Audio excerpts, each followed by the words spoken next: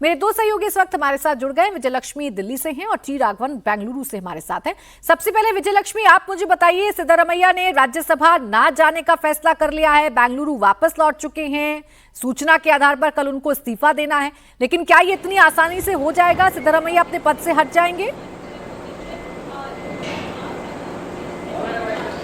देखिए, सिद्धारमैया पद से तो हट जाएंगे क्योंकि वो शुरू से ये बात कह रहे हैं कि राहुल गांधी अगर उन्हें कोई बात कहेंगे तो उसको वो मना नहीं करेंगे। अब राहुल गांधी ने खुद उन्हें कहा है कि वो पद से हट जाएं, तो ऐसे में लगता नहीं कि सिद्धारमैया पद से हटने में कोई आनाकानी करेंगे।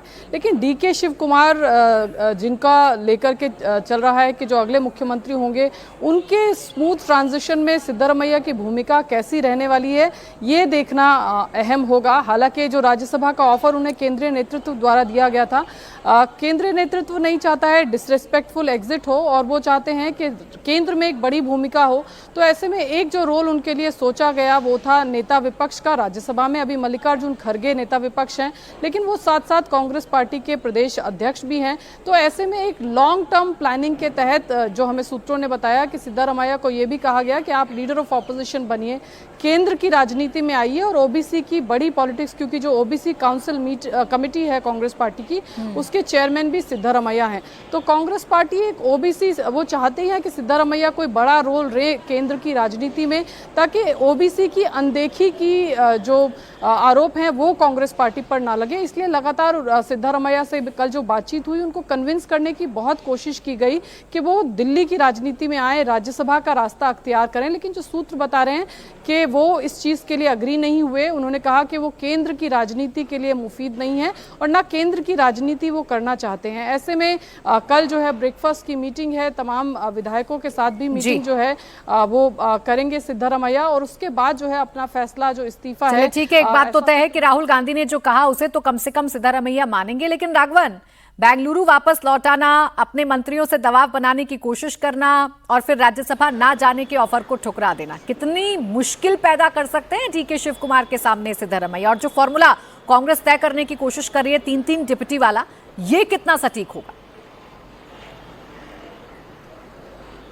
देखिए, इस फॉर्मूले पर कांग्रेस को काम करना ही होगा, क्योंकि सिद्धरामैया का स्टेचर जो है जनप्रिय नेता के तौर पर या फिर कास्ट इक्वेशंस को अगर आप उस बैलेंस को ध्यान में रखें तो सिद्धरामैया के लॉस को कॉम्पनसेट करने के लिए सिर्फ डीके शिव कुमार को उस वादा पूरा करने के लिए चीफ मिनिस्टर बना देना कांग्रेस पार्टी के लिए काफी नहीं होगा। इसीलिए यह कहा जा रहा है कि यहां तक ऑफर दिया गया है कि सिद्धरामैया के बेटे जो यतीन्द्र सिद्धरामैया, जो फिलहाल एमएलसी हैं, उनको भी डिप्टी सीएम बनाया जा सकता है, ताकि वो कुरबा का जो 9% वोट शेयर है वो कांग्रेस पार्टी से अलग नहीं जाए। इसके अलावा जैसा आपने जिक्र किया था, सतीश झारकिहोली जो शेड्यूल्ड ट्राइब हैं, उन्हें केपीसीसी की कमान सौंपी जा सकती है, क्योंकि सीएम बनने के बाद केपीसीसी अध्यक्ष के तौर पर डीके शिव कुमार नहीं रहेंगे, ये बिल्कुल तय है। और पहले से ही कम से कम 1 साल से सतीश झारकिहोली जो मंत्री हैं फिलहाल, वो कोशिश कर रहे हैं कि किसी तरह से उन्हें केपीसीसी अध्यक्ष बनाया जाए। इसके अलावा बाकी जो समाज के हैं, जैसे लिंगायत समाज का एक डिप्टी चीफ मिनिस्टर हो सकता है, एक महिला डिप्टी चीफ मिनिस्टर हो सकती है, 4-4 डिप्टी चीफ मिनिस्टर्स की भी बात यहां पर की जा रही है जो कॉरिडोर से। अभी कुछ देर पहले